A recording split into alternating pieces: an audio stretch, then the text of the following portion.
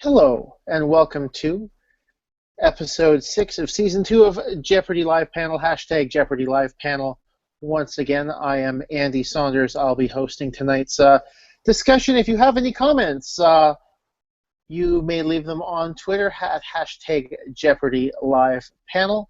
And well, just before I went on there, I called this one a bottle episode. We've got a bit of a short panel this evening. We have myself. We also have from J-Board moderator Jim Ellwanger. Thanks for joining us, Jim. While we wait for some people to log on, and in case anyone happens to have any comments, once again, you can leave those on Twitter using hashtag Jeopardy Live Panel. So, how have you been since the last time you've been on? I mean, the World Series is over. I know. No more meaningful baseball until April. Yeah, that's a little bit unfortunate, I'd say. I know the team I was cheering for did not win much, and I'm sure I'm going to get some flack for that one from David on David on Twitter. David Kendall was cheering for the Royals. Not sure how I feel about that. I don't really like that team very much, even though I was in Kansas City. But I know you were saying there were some X-rays on the Royals you liked. Yes, EX-RAYS, not X-RAYS. Good point. But yes. So yeah, while we're waiting, this week in Jeopardy history, first up, we've got coming up, I would say November 6th. I'm going to go back to November 6th, 2004 for this week in Jeopardy history this week. That was in the middle of Ken Jennings' run, and if you're really good with calendars, November 6th was a Saturday. By my knowledge, the only first-run episode of Jeopardy, other than Super Jeopardy, obviously, but the only first-run episode of Jeopardy to air on a Saturday. U.S. election coverage pushed everything back a day, and obviously they didn't want one of Ken Jennings' games preempted, so they actually aired one on a Saturday evening. And so, do you think that would happen in this day and age, Jeopardy being pushed back to Saturday again? Or do you think that's just a special occurrence because of Ken? Yeah, I think that was definitely a special occurrence. I think even if they had a major champion, let's say it happens again in 2016, I think they wouldn't bother doing it that way. They would just assume that their affiliates would either bump it to a sub-channel or just delay everything a day anyway on their own rather than make it a scheduled Saturday episode. Mm-hmm. Now, I probably should have done some research on this, but I wonder how many affiliates actually carry Saturday episodes on their own volition now. Oh, I have no idea what it would be. I think just from what I've seen, it seems like most of the ABC owned and operated stations are pretty good about it. Actually, this season, for whatever reason, KABC here in Los Angeles has started running a crawl on the Friday night episodes, promoting the fact that Wheel of Fortune and Jeopardy air at 10 p.m.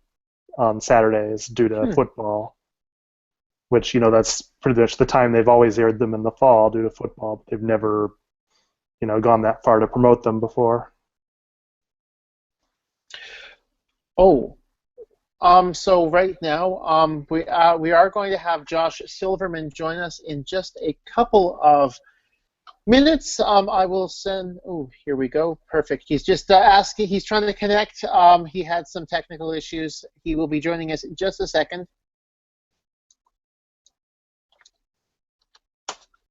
But yeah, so once he gets in, we'll have some questions for him as well. Once again, yes, my note paper. So yes, Saturday episodes. The only one ever on this week back in 2004. While we wait for Josh to come in, just I guess your thoughts on this past week's worth of games. I guess I'm going to ask you straight away. The J-Board poll said that the toughest Final Jeopardy was Wednesday. Um, that was the Anna Freud one. Do you agree with that, or? Yes, I didn't get that one. I really had no idea. I can't even remember what I, Mhm. came up with uh, as a, just something to put down. I don't even remember having a good guess for that one either, to be honest with you. So I think everything else played at least around 50%, except for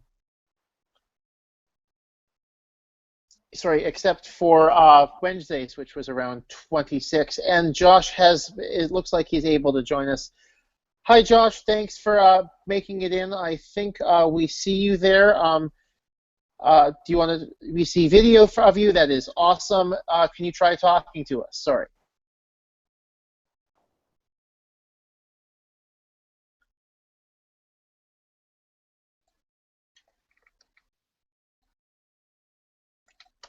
Josh, once again, do you hear us?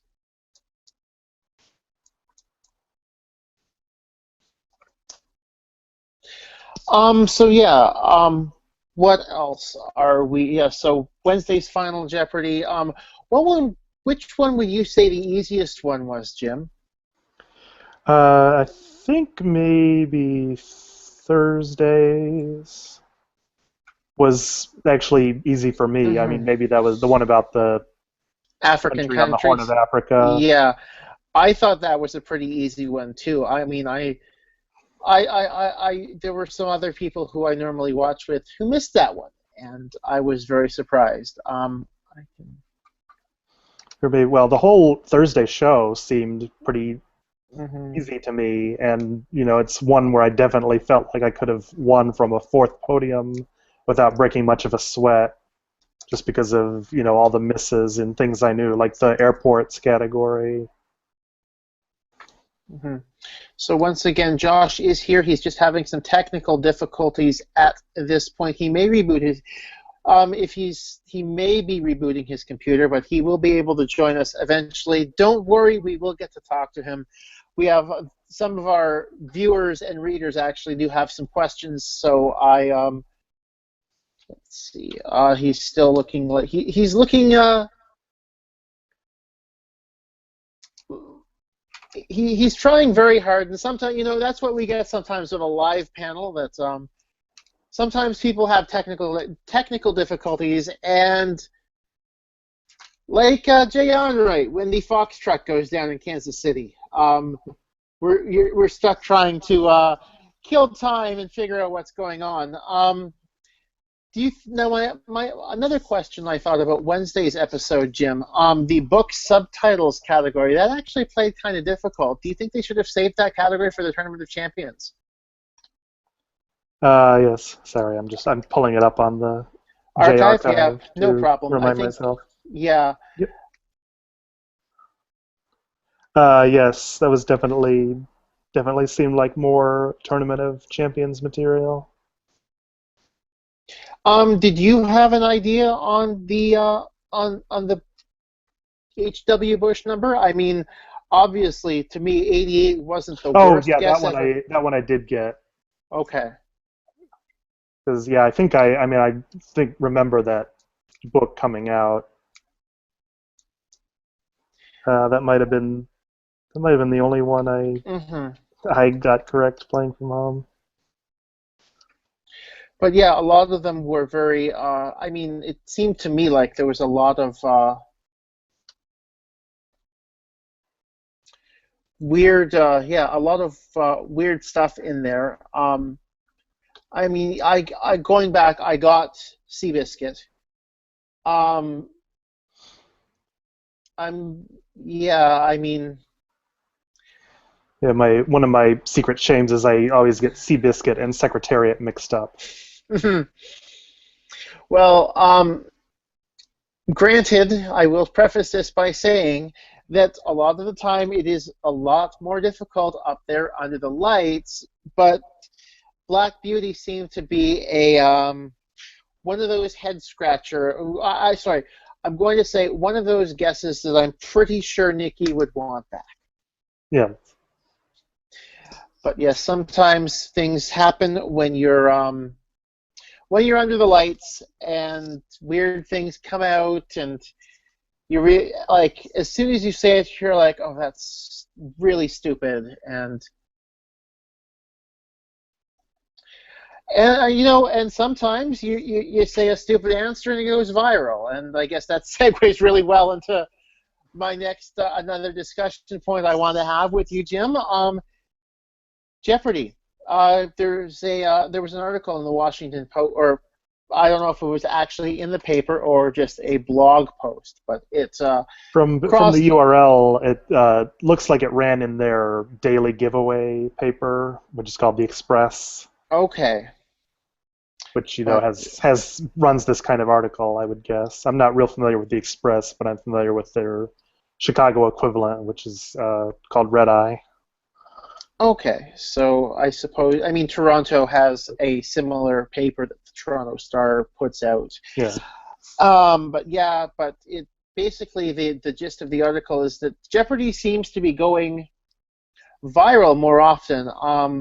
I would say it's been going more viral over the past. I would say in the past 6 to 9 months. Not as much this season. Like obviously this season it's been going viral a lot, but also in the past 6 to 9 months it's gone very viral a lot. I think to be honest, I think it started a lot with Kristen Sauceville when she had the single player Final Jeopardy. Um, can you think of anything from before then really that went viral? I mean, there was the one guy who went viral up in Canada because he did terrible in the Canadian geography category. I think Ken Jennings' "What Is a Hoe" went Yes, viral way back when. yes, but that seemed to be that I almost might say that was a byproduct of just being the Ken Jennings run in the first place, and everybody was already watching it. Um, but yeah, I mean, yeah. So I mean, I would say it's kind of seems like Jeopardy themselves has mhm. been encouraging this more than they used to. Um, with promoting their Facebook page a lot more than they used to.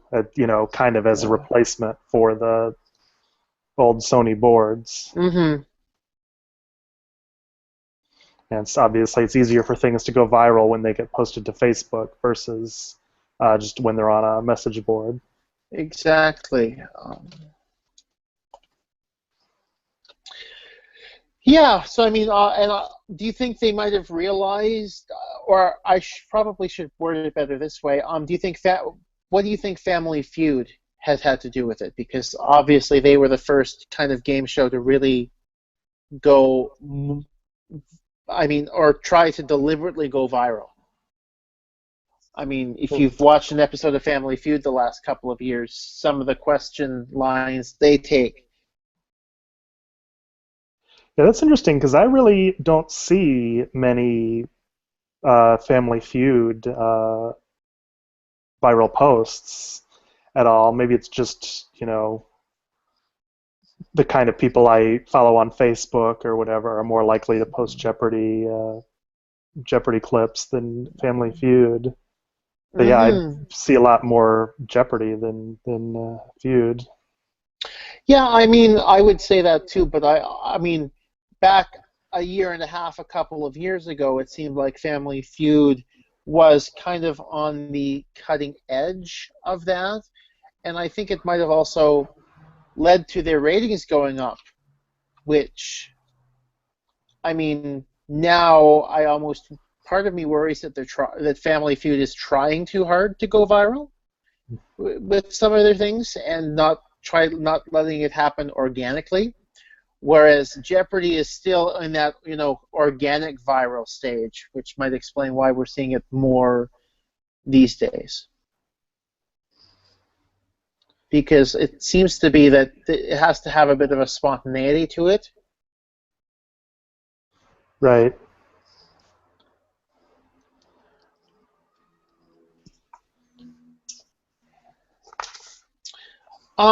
Let's see. Well, again, we are waiting for Josh Silverman to return. He was having some technical difficulties with the with connecting. Last I checked, he is rebooting his computer. I'm hoping he'll be able to make it back very shortly. Ah, speak of the devil, he's now reconnecting to the call. Hopefully, or the hangout, I should say. Hopefully that this ends up working for him. Crossing my fingers, because I kind of have a long list of questions I have here that I'm trying to work through. Um, Josh, how are you? How are you tonight? Are you working now?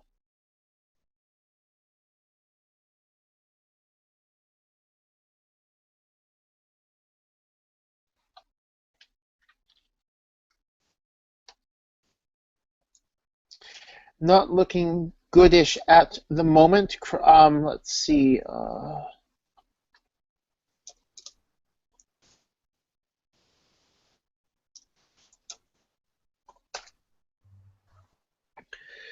Okay, so while I try to talk through hopefully getting Josh working. Jeopardy going viral. Oh yeah, one thing that really surprised me this past week, Jim. I think this surprised a lot of geography nerds actually.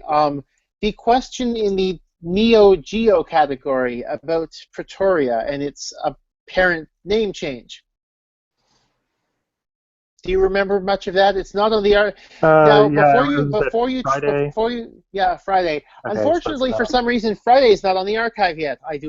Um, I have my own thoughts on that, but I don't feel that those thoughts are appropriate for Jeopardy live panel. But yeah, there was a question or a clue on Friday. Tishwane, after a local chief, is the new name of this South African city formerly named for a Boer leader. And yeah, apparently Pretoria changed its name.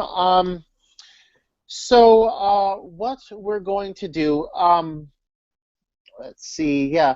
So yeah, Pretoria changed its name.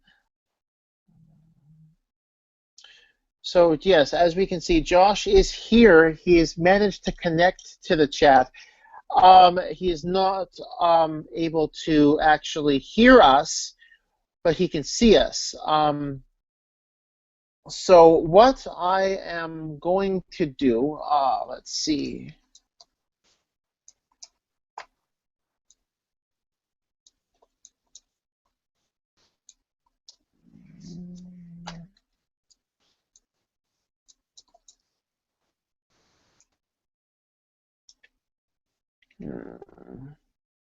Okay, I will. I will. Hmm. Jim, do you have any ideas on how to fix this technical issue? I know. No, I don't. No. I'm not. I haven't used Google Hangouts much. Hmm. If you think you're an expert on Google Hangouts and you're listening to us this evening, feel free to drop us a line at hashtag Jeopardy Live Panel, and maybe we'll be able to figure this one out. But apparently, my own stuff is working great tonight, and usually I'm the one who's having all the technical problems. But yeah, so let's see. How can I get this to work for Josh? Settings. Boy. Let's see. Hmm.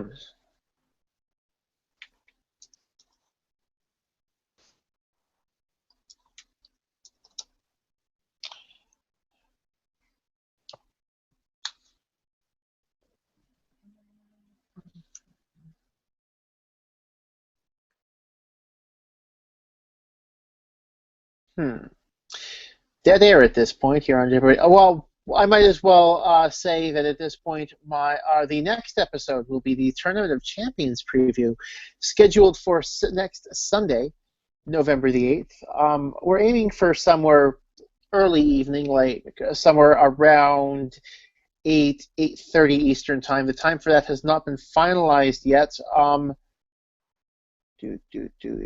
Sorry, I'm just typing out some instructions to Josh here.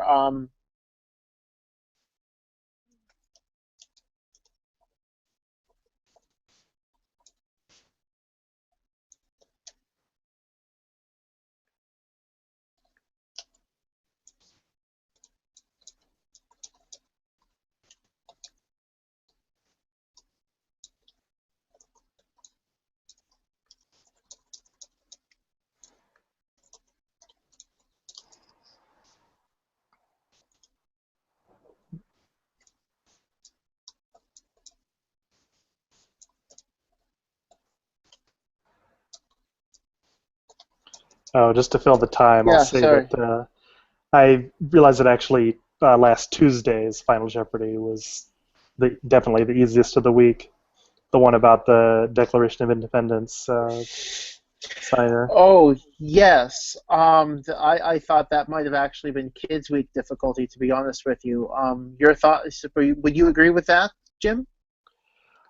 Yeah, maybe for the finals of Hmm. Kids Week, that would be probably be about the appropriate difficulty level there. Or maybe I get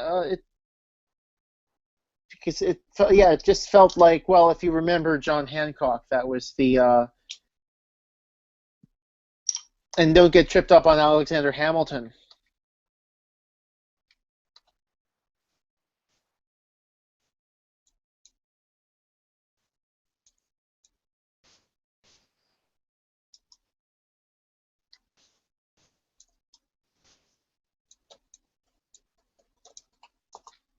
And once again, I do apologize for the technical issues we appear to be having with Josh's connection here on the Jeopardy live panel this evening. I really am at a loss. Our first.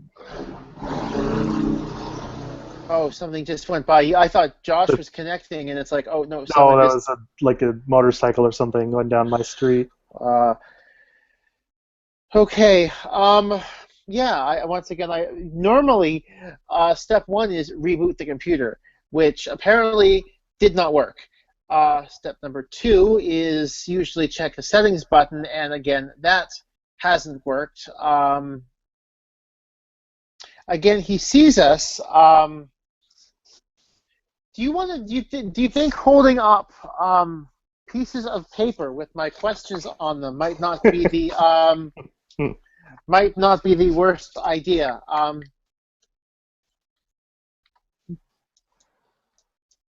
We have to rewrite them as yes or no questions, so Josh can give either a thumbs up or a thumbs down. Yes.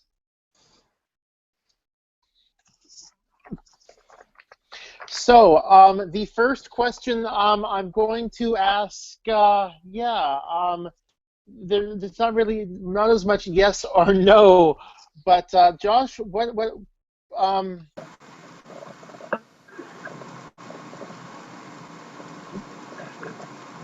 Josh, I think I hear some sound out of you. Yes, can you hear me? We can hear you. Awesome. We're working. Great. Beautiful. Ah, yes. Yay! Hip hip hooray. Okay. Clearly, the world did not need to see some, I guess me holding up. I was about to write down things on paper here and show them to you, but hey, it worked. So, yeah, you came on. You were on the day after Matt Jackson lost. How was that seeing him lose? The day after, yes. Um, I was in the audience when it Mm-hmm. happened, Yeah. and when he failed to get that Final Jeopardy question, there was a loud from the whole. Someone finally brought him down. I know that was the game right before lunchtime. Michael, who beat him and everything, we were all kind of high-fiving him afterwards, after lunch, and had to go up against him. Yeah, because we saw his Monday and Tuesday episode, and he was just racking up those daily doubles, and we were like, wow, how is anyone going to beat this guy if he keeps getting that lucky with all these daily doubles? And sure enough, the one game that we saw where he didn't do that, that's the game where he lost. Yeah, so I mean, Jeopardy is a fickle game for sure, and definitely that's Mm-hmm. sometimes you hit the daily doubles, sometimes you get them too soon, and you can't do anything with them. I mean, that's one of the things that happened. He just he got the first daily double way too soon for it to do anything, and then Michael just took the bull by the horns, so to say, and kind of parlayed it. Yeah. So you had you had an exclamation point by your name the whole time. Yeah, I just wanted to do something different. That's Yep. all. I guess that made your first daily double on Friday a bit of a fortunate coincidence then. I had a couple of fortunate coincidences. I had that one, and then I had I think the first question after the Friday episode, where I told the story about me getting whiplash at a concert. Sure enough, the answer was, "What is whiplash?" Now, did you actually have the word whiplash on your interview card so that it would have tripped out, Yes. gotten okay. So I have a feeling Alex may have deliberately picked that specific story because of that, knowing that whiplash was on the board later in the round. But Ooh, yeah, conspiracy. well, Jim can attest to this because I'm sure he's seen this before too. But it's very often that something in one of the contestants' interviews will come up later in the episode. Yeah, it happens, but I always Yeah. kind of feel like it's just a coincidence. Well, I don't I know. think I it's don't know how much time Alex spends trying to think of trying to pick which story he's gonna ask about. well, I guess whatever he's noticed off the cards, and if something matches his game board or game sheet, then he's probably probably going to ask about that. You already mentioned lunch, by the way, Josh, and that leads me into my next question because it's something that we've taken to asking all the former contestants who come on live panel, and I call it the Ben Ingram question because he is the first one to ask it of people. What did you have for lunch at the Sony commissary? I I had And sorry, go ahead. You had sorry. hold on. I had a slice of pizza. That's pretty much it. I had a pretty light lunch. And to be honest, I wonder. You know what? You won two games after that, so clearly, again, if you're in there, try to keep it light because if you have too much heavy stuff, I can say this.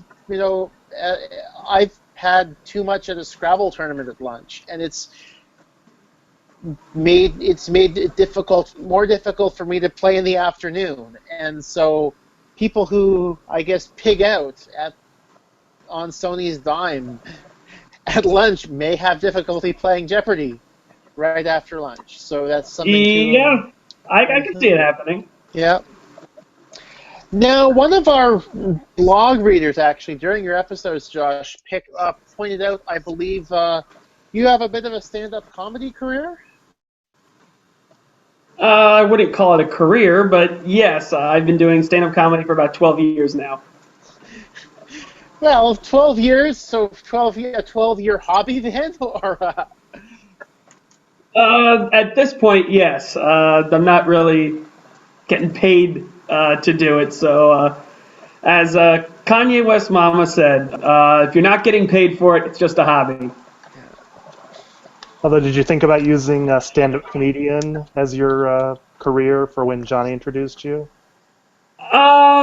I did, but my attitude is it doesn't pay my bills right now. So the thing that's really paying my bills is my stipend from grad school. So I'm a grad student. Yeah. So how much does grad school work into your routine? And how much will Grad Jeopardy? school, working to my routine. And how much will I Jeopardy have work into your already routine? written 7 minutes on. I've already written 7 minutes on the nasty comments I got on Twitter and Reddit.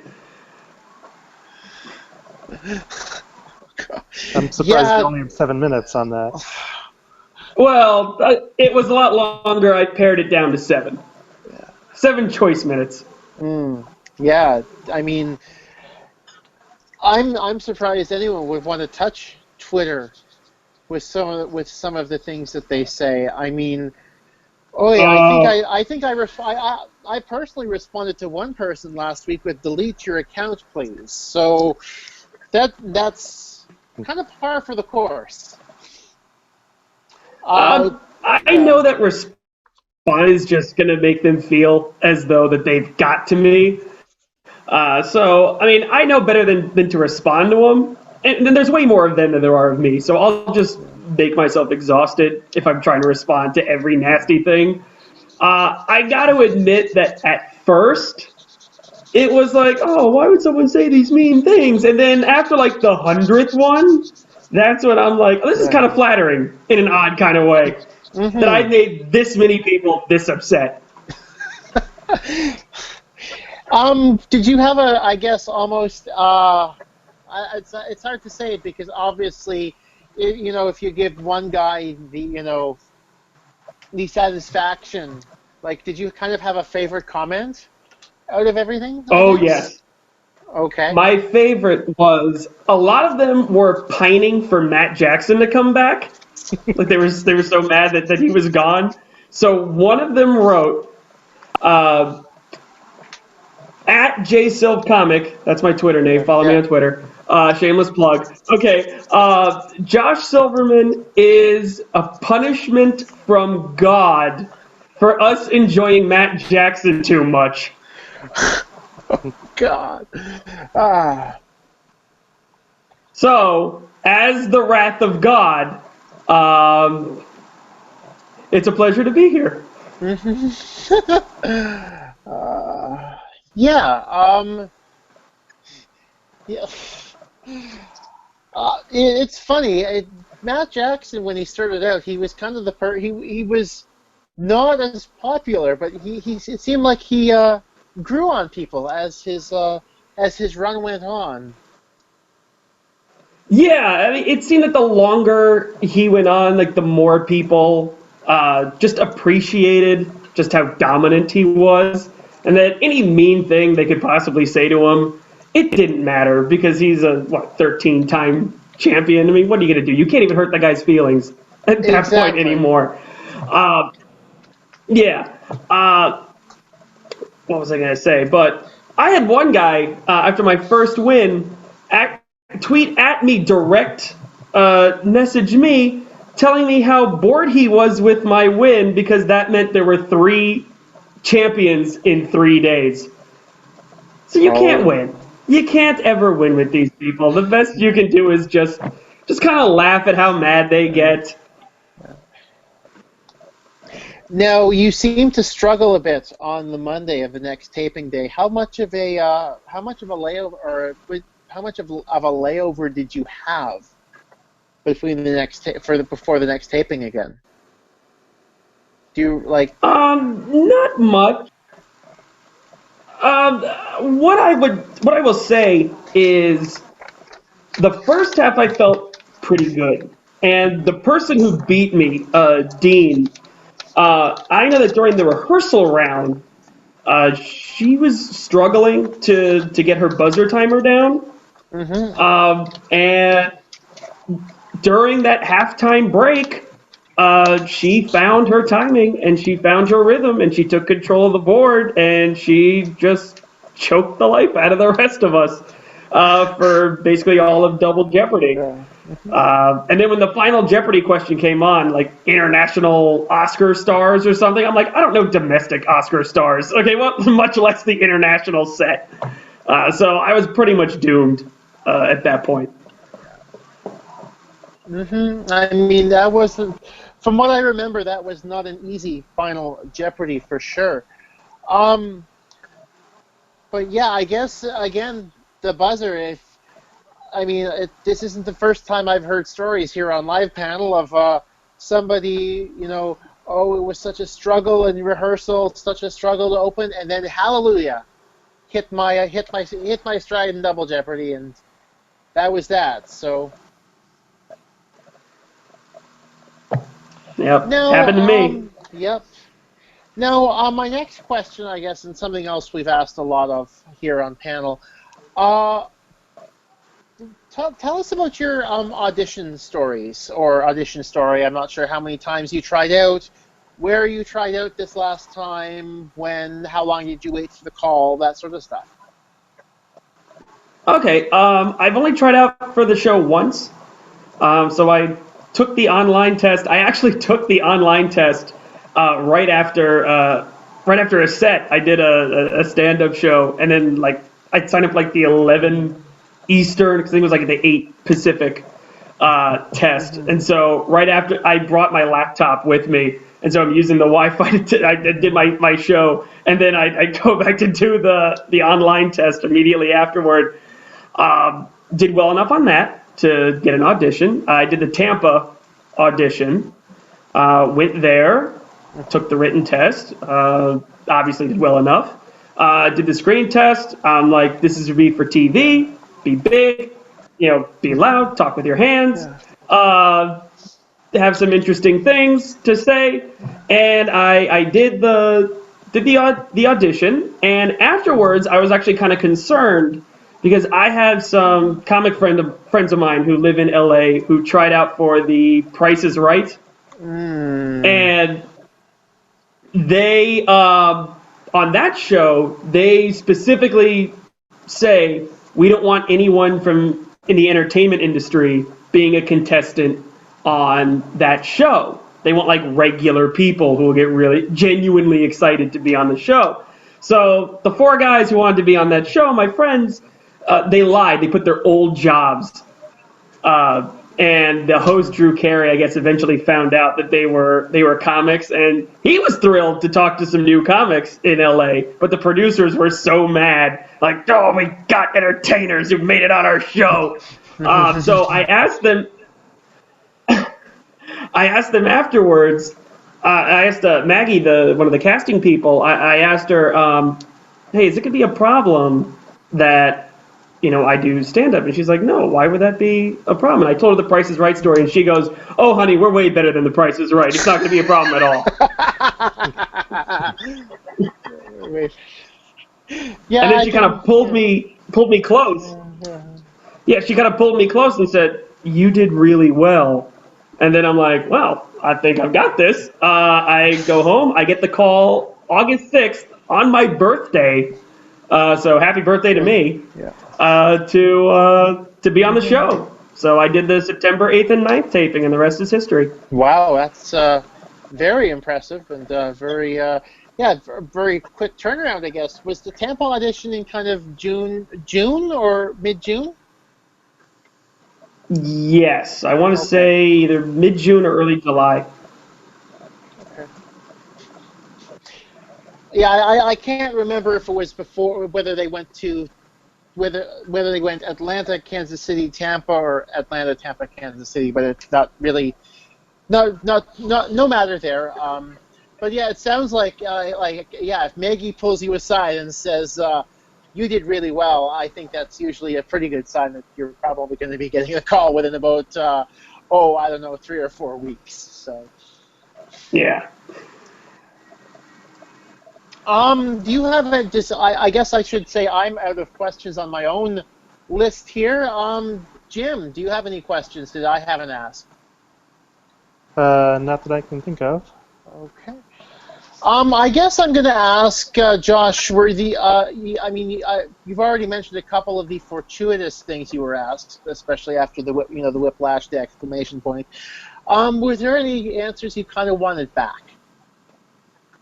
Oh yes, there was one. It was on the Friday show. It was, I think the category was one of those wordplay categories that had the letters cat, CAT. All those were in quotes. They were supposed to be in the answer, and I think the clue was something to the effect of, "This is a Greek word for catastrophic destruction caused by a natural disaster." And I rang in, and I'm like, "Catastrophe!" And then the moment I said it, I went, "No, that was in the clue. That can't be right." Oh no.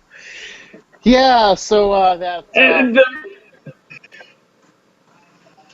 At yeah, least. the real answer, I mean, it was cataclysm. Yeah.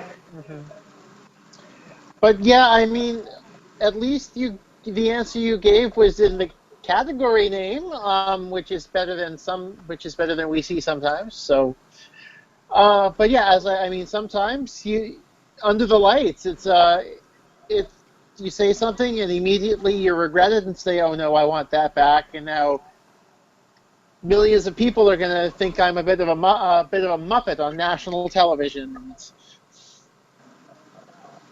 Yeah. And then the other one I kind of wanted back was towards the end of the Friday game. Uh, there was an architects category, Yeah. and I got the daily double for architects. I know nothing about architects. It's like, unless it's like Frank Lloyd Wright, that's what I'm kind of hoping it would show up. So I ended up betting 2,800. I don't know why. I think as if I get it wrong, I'll have an even 20,000, and that looked pretty to me. Sure enough, I get the category. It's a famous Chinese architect, a modern Chinese architect. I still don't know the guy's name. IMK. And I end up totally getting it wrong. Yes, that's who. And I'm talking with other people over lunch the next day, and I tell them what happened, and they're like, "Oh, IMK, right?" And I'm like, "How does everyone know this but me?" Well, you did say you weren't very strong in architecture, so that might have had something to do with it. But if you don't know it, you don't know it. But yeah, Jim was laughing because he probably also thinks that IMK is a pretty well-known architect. He's designed some new stuff at the Louvre, the Rock and Roll Hall of Fame. But yeah, Cool. he's pretty prolific. But you know what? Sometimes that happens. You just have a hole in your knowledge, and It happens. yep, it happens. Can't complain. I mean, obviously it cost you with the daily double, but you still won that game. That's the important thing, and it was the it was the Monday game that brought you down. Did it disappoint Yeah, it was you? the Monday game. Yeah. Did it disappoint you not to, I guess, qualify for the Tournament of Champions? Yeah, I thought the minimum was 5 to get to the Tournament of Champions. Turns out it's only 3. But that's what I really wanted. I wanted to get to that Tournament of Champions so I could come back and make some real money and show everyone that I'm a big champion. But well, what can you do? Well, you still won 2 games and quite a bit of money, and which also, I guess, is a good reply to internet haters. So. Yep, it is. It really is. Do you have any plans for your winnings, other than help me through grad school? Well, could you say that again? Sorry, do you have any plans for the winnings other than help through grad school? Oh, plans for the winnings. Not really. I was thinking of maybe putting down some money on a condo somewhere, Ooh, use it as like a down payment. That's what I'm that's thinking. that's not a bad We'll see. idea. Yeah, get them while they're still relatively cheap down here in Miami before all the land is bought up. Makes sense. Do you have any other questions that you've thought of, Jim? No.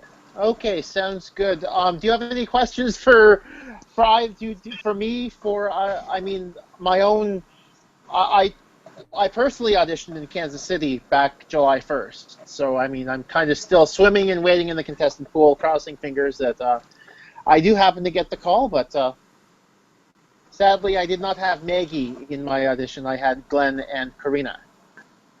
But Oh, I had Korea too. okay, so you had Maggie and Karina. So Yes.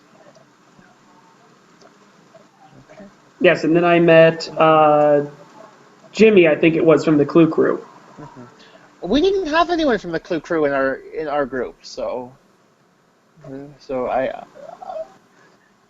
maybe he decided he would rather get lunch or something instead in Kansas City. Though probably went for Kansas City barbecue or something.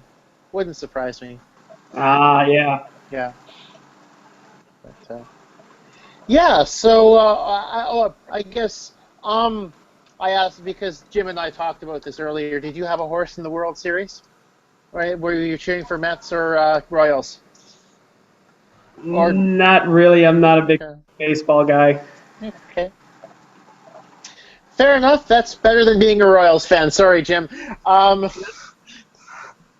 No, Josh, you did guess the Mets on that one Final Jeopardy.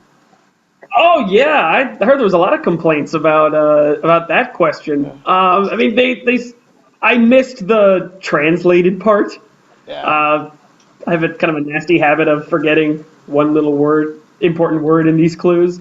But I just focused on the doubly written, so I thought, oh, Mets. It's the full name is Metropolitans. No one ever calls them the Metropolitans. Metropolitan, maybe that's redundant. Metro of cities, poly having to do with cities, so maybe that's redundant. So I tried yeah, that one. Oh well. yeah. Yeah, a lot of people didn't get that final. Were very confused by it. Yeah, I mean, the only reason I got it, but I'd also seen a Neil deGrasse Tyson tweet that was joking about it about 3 or 4 months prior, and I suspect the writers might have also seen his tweet and used that as an inspiration for that Final Jeopardy. But oh, next question. I just thought of something. What did you guys talk about with Alex on camera after the episodes?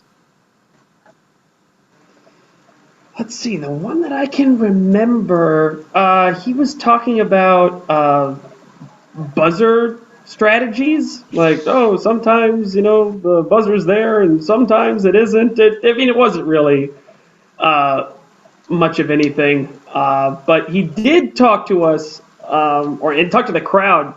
Someone asked him how like ideal strategies for picking the categories and everything, and he had some very strong words about how he prefers his contestants to start from the top in one category and keep going all the way down.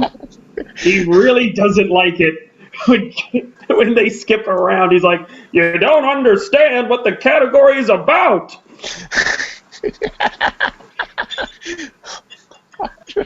Oh, so yeah. I mean, I guess something could be said for going to 400 just to get the idea of okay, that's what that category is about. That's what that category is about, and then hopping around the board. But hmm, I mean, my strategy, my whole idea is that I start from the bottom and try to work my way up on a category that I like. Because my attitude is if I start at the top, that's supposed to be the easiest question. And if it's an easy question, well, then it's just going to be like a toss-up between who is going to, buzz in first. Whereas if I start at the heart and to a category that I like, that increases the chances that I'll know it and my opponents won't. And so there's less pressure on me to be faster with the buzzer, and I can have a more, I don't want to say leisurely pace, but there's less pressure that I'll end up giving up control of the board in the event I get it wrong. That's actually a very. I like that. I like that point. It's something that I might give consideration to if I get on to if I know if I know I'm strong in a category to take the bottom row clue first. I was looking back in your games to the archives and I noticed that you'd done that. So good. I like it. I like it a lot. We are nearing the hour mark, so I think I am out of questions. I just want to check the hashtag to see if anyone has left any questions on it tonight. Once again, our next episode will be the Tournament of Champions preview because that is starting next. Next Monday. So Josh, having met Matt in the green room, obviously you're hoping he wins. I'd say he's the odds-on favorite. So yeah, sure, why not? Someone from not exactly my group, but who became part of our group. Yeah. Sure, yeah, I'd like him to win. Jim, I'm gonna ask you. Have I asked you for your opinion on who you think's going to win? You did the last time I. Okay, perfect. And I'm not gonna ask you again because it'll save. Yes, it will. It will save the field from having good chuckles at our expense because obviously it is taped in the can and they are waiting for everything to air. So.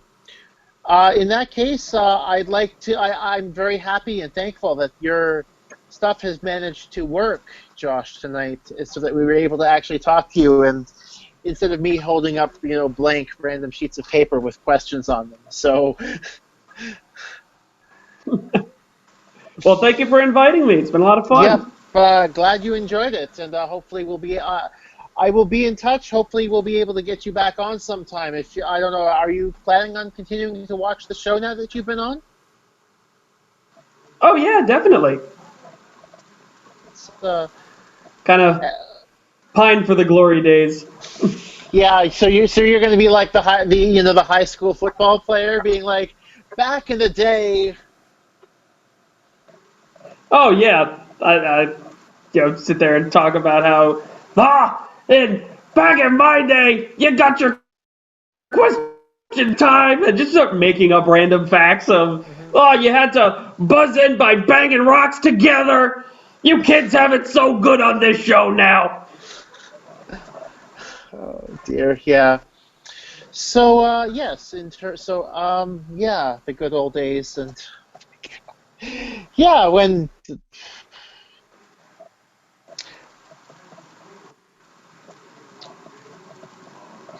I think that needs to be part of our fake TOC 2015 hashtag for sure. Jeopardy in the good old days where we have to bang rocks together to buzz in. So for Jim and Josh and the absent Jeannie, lots of J's. Really, I invited lots of people with first names J today to come onto the panel. Really, I don't act alphabetically. I swear, it just worked out that way. So, in terms of that, for everyone here at the Jeopardy Live panel, I will see you next Sunday night for the Tournament of Champions preview.